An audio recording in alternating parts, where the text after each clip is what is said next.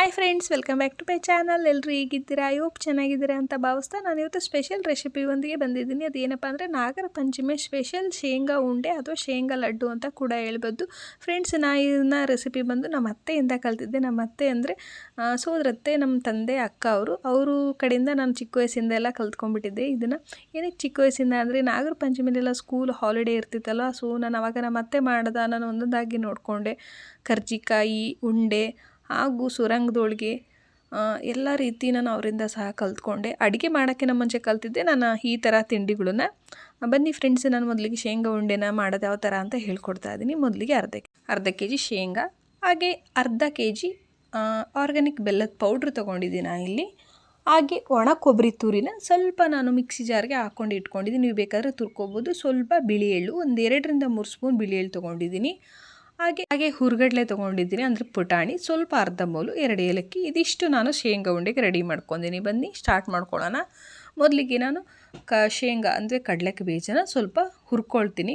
ನಾನಿದ್ದು ಒಂದು ಕಬ್ಬಿಣದ ಹಂಚು ತೊಗೊಂಡಿದ್ದೀನಿ. ಇದು ನನಗೆ ಕಂಫರ್ಟಬಲ್ ಇದೆ, ಸೊ ಅದಕ್ಕೆ ನಾನು ಮೊದಲಿದ್ದನ್ನ ರೊಟ್ಟಿ ಹಂಚಾಗಿ ಯೂಸ್ ಮಾಡ್ತಾ ಇದ್ದೆ. ಬಟ್ ರೊಟ್ಟಿ ಹಂಚು ಬೇರೆ ತೊಗೊಂಡ್ಮೇಲೆ ಇದನ್ನ ಹುರಿಲಿಕ್ಕೆ ಅಂತ ಇಟ್ಕೊಂಡಿದ್ದೀನಿ. ಸೊ ಈ ರೀತಿ ಸ್ವಲ್ಪ ಹುರ್ಕೊಂಡ್ರೆ ಸಾಕು. ಇದು ಸ್ವಲ್ಪ ತಣ್ಣಗಾಗಲಿ. ಒಂದು ತಟ್ಟೆಗೆ ಹಾಕಿಟ್ಕೊಳ್ತೀನಿ, ಇದನ್ನು ಸ್ವಲ್ಪ ತಣ್ಣಗಾಗಲಿ. ನೆಕ್ಸ್ಟು ನಾನು ಬಿಳಿ ಎಳ್ಳು ತೊಗೊಂಡಿದ್ನಲ್ಲ, ಅದನ್ನು ಸ್ವಲ್ಪ ಬಿಸಿ ಮಾಡ್ಕೊಳ್ತೀನಿ. ಅಂದರೆ ಸ್ವಲ್ಪ ಲೈಟಾಗಿ ಹುರಿದ್ರೆ ಸಾಕು, ಅದು ಒಂದು ಕಲರ್ ಬರುತ್ತೆ, ಒಂಬಣ್ಣ ಅಂತ ಹೇಳ್ತೀವಲ್ವ, ಆ ರೀತಿ ಗ್ಯಾಸ್ ಸ್ಟವ್ನ ಲೋ ಫ್ಲೇಮಲ್ಲಿ ಇಟ್ಕೊಂಡು ಹುರಿಬೇಕಾಗುತ್ತೆ. ಇದನ್ನು ಸಹ ಸ್ವಲ್ಪ ಹುರಿದು ಈ ರೀತಿ ಕಲರ್ ಬಂದರೆ ಸಾಕು, ತುಂಬ ಏನು ಹುರಿಯೋದಿಲ್ಲ ಫ್ರೆಂಡ್ಸ್. ಬಿಳಿ ಎಳ್ಳು ಬೇಡ ಅಂದರೆ ಕಪ್ಪು ಎಳ್ಳು ಕೂಡ ನೀವು ಹಾಕ್ಕೋಬೋದು. ನೆಕ್ಸ್ಟು ಸ್ವಲ್ಪ ನಾನು ಹುರುಗಡ್ಲೆನ ಸ್ವಲ್ಪ ಬಿಸಿ ಮಾಡ್ಕೊಳ್ತಾ ಇದ್ದೀನಿ, ಜಾಸ್ತಿ ಏನು ಬೇಡ. ಹುರುಗಡ್ಲೆ ಏನಕ್ಕೆ ತೊಗೊಂಡಿದ್ದೀನಿ ಅಂದರೆ ಇದು ಕೋಟಿಂಗ್ಗೋಸ್ಕರ ನಾನು ಸ್ವಲ್ಪ ಹುರುಗಡ್ಲೆ ತೊಗೊಂಡಿದ್ದೀನಿ. ಹುರುಗಡ್ಲೆ ಬೇಡ, ಎಳ್ಳು ಬೇಡ ಅಂದರೂ ಸಪ್ರೇಟು ಶೇಂಗಾ ಉಂಡೆ ಸಹ ಮಾಡ್ಕೋಬೋದು. ನಾನು ಇದನ್ನು 3 ಹಾಕಿ ಯಾವ ಥರ ಮಾಡೋದಂತ ತೋರಿಸ್ತೀನಿ. ನೀವು ಜಾಸ್ತಿ ಕ್ವಾಂಟಿಟಿನ ಏನಾರ ತೊಗೊತೀನಿ ಅಂದರೆ ಸಪ್ರೇಟಾಗಿ ಮಾಡ್ಕೋಬೋದು. ಫ್ರೆಂಡ್ಸು, ಮೊದಲಿಗೆ ನಾನು ಬೆಲ್ಲ ಇಟ್ಕೊಂಡಿದ್ನಲ್ಲ, ಅದನ್ನ ಪಾನಕರ ರೆಡಿ ಮಾಡ್ಕೊಳ್ಳೋಕ್ಕೆ ಒಂದು ಪಾತ್ರೆಯಲ್ಲಿ 1/4 ಗ್ಲಾಸ್ ಆಗೋವಷ್ಟು ಮಾತ್ರ ನೀರು ತೊಗೊತಾ ಇದ್ದೀನಿ. ಜಾಸ್ತಿ ನೀರು ಬೇಡ. ಇದಕ್ಕೆ ನಾನು ಒಂದು ಗ್ಲಾಸಲ್ಲಿ ನೀರು ಸ್ವಲ್ಪ ಇಷ್ಟು ಮಿಕ್ಸಿದ್ದೀನಿ ನೋಡಿ, 1/4 ಗ್ಲಾಸ್ ಆಗೋವಷ್ಟು ಮಾತ್ರ ನೀರು ಹಾಕ್ಕೊಳ್ತಾ ಇದ್ದೀನಿ. ಫ್ರೆಂಡ್ಸ್, ನಾನು ಉಂಡೆ ಮಾಡಿಕೊಂಡು ನೆಕ್ಸ್ಟೇ ಹಾಲು ಹಾಕೋದು ವೀಡಿಯೋ ಸಹ ನಾನು ತೋರಿಸ್ತಾ ಇದ್ದೀನಿ ನಿಮಗೆ. ನೆಕ್ಸ್ಟ್ ವೀಡಿಯೋ ಕಂಟಿನ್ಯೂ ಮಾಡಿದ್ದೀನಿ. ನೆಕ್ಸ್ಟ್ ಇದು ವೀಡಿಯೋ ಸ್ಕಿಪ್ ಮಾಡಿದೆ ನೋಡಿ. ಇದು ಸ್ವಲ್ಪ ಕರಗಲಿ ಚೆನ್ನಾಗಿ. ಈ ರೀತಿ ನೀವು ಉಂಡೆ ಬೆಲ್ಲ ಅಥವಾ ಅಚ್ಚೆ ಬೆಲ್ಲ ಸಹ ಕೂಡ ಹಾಕ್ಕೋಬೋದು. ಬಟ್ ಆರ್ಗ್ಯಾನಿಕ್ ಬೆಲ್ಲ ಯೂಸ್ ಮಾಡಿದರೆ ಹೆಲ್ತಿ ಕೂಡ ಒಳ್ಳೆಯದಲ್ವ, ಸೊ ಅದಕ್ಕೆ ನಾನು ಅದರಲ್ಲೇ ತೋರಿಸ್ತಾ ಇದ್ದೀನಿ. ಫ್ರೆಂಡ್ಸ್, ಇದು ಸ್ವಲ್ಪ ರೆಡಿಯಾಗಿದೆ. ನಾನು ಇದನ್ನು ಸ್ವಲ್ಪ ಸೋದಿಸ್ಕೊಳ್ತಾ ಇದ್ದೀನಿ. ಈ ರೀತಿ ಸ್ವಲ್ಪ ಸೋಸಿ ಇಟ್ಕೋಬೇಕಾಗುತ್ತೆ. ಚಿಕ್ಕ ಕಲ್ಲೆಲ್ಲ ಇರುತ್ತಲ್ವ, ಸೊ ಅದಕ್ಕೋಸ್ಕರ ನಾನು ಸ್ವಲ್ಪ ಸೋಸಿ ಇಟ್ಕೊಳ್ತಾ ಇದ್ದೀನಿ. ಇದು ಸ್ವಲ್ಪ ಪಾನಕ ರೆಡಿಯಾಗಲಿ, 2 ಎಳೆ ಬರಬೇಕಾಗುತ್ತೆ. ಇದು 2 ಎಳೆ ಬರುವಾಗ ಸ್ವಲ್ಪ ಚೆನ್ನಾಗಿ ಕುದಿಸ್ಕೋಬೇಕು. ಅಷ್ಟರೊಳಗೆ ನಾನು ಕಡಲೆಕಾಯಿ ಬೀಜನ ಸಿಪ್ಪೆ ತೆಗೆದು ಈ ರೀತಿ ಮಾಡಿ ಇಟ್ಕೊಂಡಿದ್ದೀನಿ. ಫ್ರೆಂಡ್ಸ್, ನೀವು ಪುಡಿ ಬೇಡ ಅನ್ನೋರು ಡೈರೆಕ್ಟಾಗಿ ಇದೇ ರೀತಿ ಬೇಳೆಯಿಂದನೇ ಲಡ್ಡು ಕಟ್ಬೋದು, ಅಂದರೆ ಉಂಡೆ ಕಟ್ಕೋಬೋದು. ನಾನು ಸ್ವಲ್ಪ ತರಿ ರುಬ್ಕೊತೀನಿ. ಇದು ಸಹ ಎಲ್ಲ ಸ್ವಲ್ಪ ತಣ್ಣಗಾಗಿದೆ. ಬನ್ನಿ, ನಾನು ಒಂದು ಮಿಕ್ಸರ್ ಜಾರ್ಗೆ ಕಡಲೆಕಾಯಿ ಬೀಜನ ಸ್ವಲ್ಪ ಪುಡಿ ಮಾಡ್ಕೊಳ್ತೀನಿ, ತರಿಯಾಗಿ ಮಾಡ್ಕೊಳ್ತೀನಿ. ತುಂಬ ನೈಸಾಗಿ ಮಾಡ್ಕೊಳ್ಳಲ್ಲ ನಾನು. ಸೊ ಒಂದೊಂದಾಗಿ ತಿನ್ನುವಾಗ ಅದೇ ಥರ ಬೀಜ ಇರಲಿ, ಕಡಲೆಕಾಯಿ ಬೀಜ ಅಂತೇಳಿ ತುಂಬ ನೈಸ್ ಏನು ಮಾಡ್ತಾಯಿಲ್ಲ. ಎಳ್ಳಿನ ಮಿಕ್ಸಿ ಜಾರ್ಗೆ ಹಾಕ್ಕೊಳ್ಳಲ್ಲ, ಹುರ್ಗಡ್ಲೆ ಮಾತ್ರ ಮತ್ತು ಕಡಲೆಕಾಯಿ ಬೀಜ ಮಾತ್ರ, ಅವೆರಡು ಮಾತ್ರ ಹಾಕ್ಕೊಳ್ತಾ ಇದ್ದೀನಿ. ಮಿಕ್ಸಿ ಜಾರ್ ಒಳಗೆ ಮೊದಲಿಗೆ ನಾನು ಕಡಲೆಕಾಯಿ ಬೀಜನ ಹಾಕ್ಕೊಳ್ತಾ ಇದ್ದೀನಿ.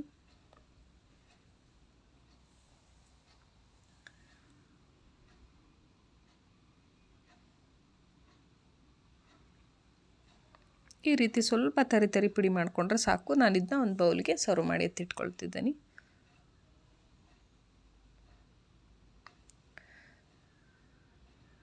ಇದು ರೆಡಿ ಆಯಿತು. ನೆಕ್ಸ್ಟು ನಾನು ಹುರ್ಗಡ್ಲೆ ಅಂದರೆ ಪುಟಾಣಿ ಸಹ ಸ್ವಲ್ಪ ಪುಡಿ ಮಾಡ್ಕೊಳ್ತಾ ಇದ್ದೀನಿ. ಇದು ಸಹ ರೆಡಿ ಆಯಿತು.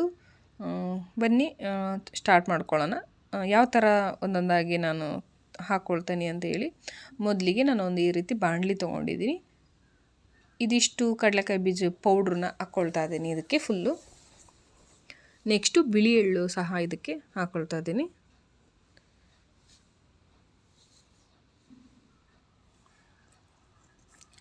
ನೆಕ್ಸ್ಟು ಹುರ್ಗಡ್ಲೆ ಪೌಡ್ರ್ ಇತ್ತಲ್ವ, ಅದನ್ನು ಕೂಡ ಇದಕ್ಕೆ ಫುಲ್ ಹಾಕ್ಕೊಳ್ತಾ ಇದ್ದೀನಿ.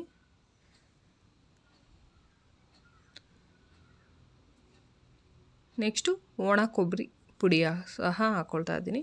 ಫ್ರೆಂಡ್ಸ್, ನೀವು ಹಸಿ ಕೊಬ್ಬರಿ ಕೂಡ ಹಾಕ್ಕೋಬೋದು, ಬಟ್ ಅದು ಉಂಡೆ ಜಾಸ್ತಿ ದಿವಸ ಇಡೋಕ್ಕಾಗಲ್ಲ. ನೀವು 2 ರಿಂದ 3 ದಿವಸದೊಳಗೆ ಖಾಲಿ ಮಾಡ್ಕೋಬೋದು ಮಾಡ್ಕೊಳ್ಳೋರು. ಇದು 2 ಏಲಕ್ಕಿ ಇಟ್ಕೊಂಡಿದ್ನಲ್ಲ, ಇದನ್ನು ಸ್ವಲ್ಪ ಜಜ್ಕೊಳ್ತಾ ಇದ್ದೀನಿ. ನಾನು ಸಿಪ್ಪೆ ಸಮೇತ ಸಹ ಹಾಕ್ಕೊಳ್ತಾ ಇದ್ದೀನಿ ಸ್ವಲ್ಪ ಫ್ಲೇವರ್ಗೋಸ್ಕರ. ಇದು ಫ್ರೆಂಡ್ಸ್ ಹಾಕಿದ್ದೆಲ್ಲ ಆಯ್ತಲ್ಲ, ಈ ರೀತಿ ಚೆನ್ನಾಗಿ ಕೈಯಿಂದ ಮಿಕ್ಸ್ ಮಾಡ್ಕೋಬೇಕಾಗುತ್ತೆ. ಎಲ್ಲ ಚೆನ್ನಾಗಿ ಸೇರ್ಕೊಳ್ಳಿ ಅಂತ. ಸಪ್ರೇಟ್ ಆಗಿಬಿಡುತ್ತೆ ಇಲ್ಲ ಅಂದರೆ, ಸೊ ಅದಕ್ಕೆ ಕೈಯಿಂದ ಈ ರೀತಿ ಚೆನ್ನಾಗಿ ಮಿಕ್ಸ್ ಮಾಡ್ಕೊಳ್ಳಿ. ನಾನಿದು ಪಾನಕ ಇಟ್ಟಿದ್ನಲ್ವ, ಇದು ರೆಡಿ ಆಯಿತಾ ಒಂದು ರೀತಿ ಸ್ವಲ್ಪ ಚೆಕ್ ಮಾಡ್ಕೊಳ್ಳೋಣ. ನಾನು ಈ ರೀತಿ ಒಂದು ಬೌಲ್ಗೆ ನೀರು ಹಾಕಿ ಎತ್ತಿಟ್ಕೊಳ್ತಿರ್ತೀನಿ. ಈ ನೀರೊಳಗೆ ಸ್ವಲ್ಪ ಬೆಲ್ಲದ ಪಾನಕ ಹಾಕ್ಕೊಂಡು ಚೆಕ್ ಮಾಡ್ಕೋಬೇಕು. ಈ ರೀತಿ ಒಂದು ಫಿಂಗರ್ ಸಹಾಯದಿಂದ ಸ್ವಲ್ಪ ಪಾನಕ ತಗೊಂಡು ಈ ರೀತಿ ಎಳೆನ ಚೆಕ್ ಮಾಡಬೇಕಾಗುತ್ತೆ. ಫ್ರೆಂಡ್ಸ್, ಈ ರೀತಿ ಲೈಟಾಗಿ 2 ಎಳೆ ಬಂದರೆ ಸಾಕು. ನಿಮಗೆ ಕಾಣ್ತಿದೆ ಅಂದ್ಕೊತೀನಿ ನಾನು. ಇಷ್ಟು ರೀತಿ ಲೈಟಾಗಿ 2 ಎಳೆ ಬಂದರೆ ಸಾಕು. ಇದು ಪಾನಕ ರೆಡಿಯಾಗಿದೆ. ಸೊ ನಾವು ಪಾನಕನ ತೆಗೆದುಬಿಟ್ಟು ಈ ರೀತಿ ಮಿಶ್ರಣ ಮಾಡಿದ್ನಲ್ವ, ಅದಕ್ಕೆ ಎಷ್ಟು ಬೇಕೋ ಅಷ್ಟೇ ಮಾತ್ರ ಹಾಕ್ಕೊಳ್ಳಿ. ಒಟ್ಟಿಗೆ ಪಾನಕನ ಸುರಿಬಾರ್ದು. ಅದು ಎಷ್ಟು ಇಡಿಸುತ್ತೋ ಅಷ್ಟೇ ಇಡಿಸೋದು. ತುಂಬ ತೆಳುವಾದರೆ ಏನಾಗುತ್ತೆ, ಫುಲ್ ಸುರ್ಕೊಂಡ್ಬಿಟ್ರೆ ತುಂಬ ತೆಳ್ಳಗಾಗುತ್ತೆ ಮತ್ತು ಉಂಡೆ ಕಟ್ಟಿದಾಗ ಒಂದೊಂದಕ್ಕೆ ಅಂಟಿಬಿಡುತ್ತೆ. ಸೊ ಅದಕ್ಕೆ ಸ್ವೀಟು ಸಹ ಜಾಸ್ತಿ ಆಗಿಬಿಡುತ್ತೆ. ಸೊ ಅದಕ್ಕೋಸ್ಕರ ಎಷ್ಟು ಬೇಕು ಅಷ್ಟೇ ಮಿಕ್ಸ್ ಮಾಡ್ಕೊಂಡು, ಬೇಕು ಅಂದರೆ ಮತ್ತೆ ಪಾನಕನ ಹಾಕ್ಕೋಬೋದು. ಅದು ಪಾನಕ ಏನಾರ ಗಟ್ಟಿ ಆದರೆ ಮತ್ತೆ ಸ್ವಲ್ಪ ಸ್ಟವ್ ಮೇಲೆ ಬಿಸಿ ಮಾಡಿದರೆ ಸಾಕು, ಅದು ಮೆಲ್ಟ್ ಆಗಿಬಿಡುತ್ತೆ. ಈ ರೀತಿ ಚೆನ್ನಾಗಿ ಮಿಕ್ಸ್ ಮಾಡ್ಕೋಬೇಕು.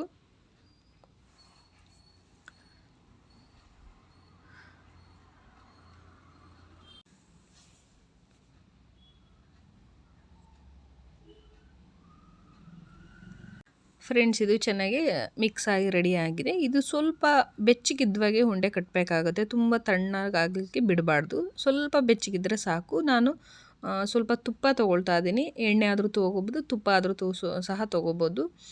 ಬೇಡ ಅಂದರೆ ಹಂಗೆ ಡೈರೆಕ್ಟು ಕೂಡ ಕಟ್ಬೋದು. ಸ್ವಲ್ಪ ಕೈಗೆ ಅಂಟಬಾರ್ದು ಅನ್ನೋಕ್ಕೋಸ್ಕರ ಮಾತ್ರ ತುಪ್ಪ ತೊಗೊಳ್ತಾ ಇದ್ದೀನಿ. ನೀವು ಆಯಿಲ್ ಆದರೂ ತೊಗೋಬೋದು, ತುಪ್ಪ ತಗೊಂಡ್ರೆ ಸ್ವಲ್ಪ ಟೇಸ್ಟು ಸಹ ಚೆನ್ನಾಗಿರುತ್ತಲ್ಲ. ಸೊ ಅದಕ್ಕೆ ನಾನು ಇದು ಸ್ವಲ್ಪ ತುಪ್ಪ ತಗೊಂಡು ಕೈಗೆ ಈ ರೀತಿ ಚೆನ್ನಾಗಿ ಸವರ್ಕೊಳ್ತಾ ಇದ್ದೀನಿ. ನಿಮಗೆ ಯಾವ ಸೈಜಲ್ಲಿ ಬೇಕೋ ಆ ಸೈಜನ್ನು ಉಂಡೆ ಕಟ್ಟಿ ಇಟ್ಕೋಬೋದು. ನಾನು ಈ ಚಿಕ್ಕ ಸೈಜಲ್ಲಿ ತೋರಿಸ್ತಾ ಇದ್ದೀನಿ. ಇದಕ್ಕಿಂತ ಚಿಕ್ಕ ಸೈಜು ಮಾಡ್ಬೋದು, ಬೇಕಾದ್ರೆ ಸ್ವಲ್ಪ ದೊಡ್ಡ ಸೈಜು ಕೂಡ ಮಾಡ್ಬೋದು. ಈ ರೀತಿ ಮಾಡಿ ಇಟ್ಕೊಂಡ್ರೆ ಸಾಕು.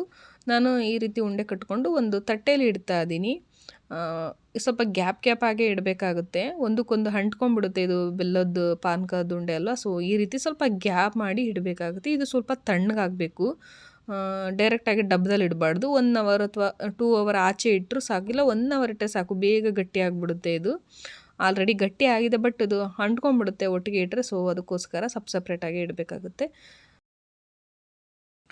ಏನಕ್ಕೆ ತರಿ ರುಬ್ಕೋಬೇಕು ಅಂದರೆ, ಈ ರೀತಿ ಕಡಲೆಕಾಯಿ ಬೀಜ ಒಂದೊಂದಾಗಿ ಕಾಣುತ್ತೆ. ಯಾವ ಥರ ಅಂದರೆ ಡ್ರೈ ಫ್ರೂಟ್ಸ್ ಥರ ಕಾಣಿಸ್ತಾ ಇರುತ್ತೆ ದೂರಿಂದ ನೋಡಬೇಕಾದ್ರೆ.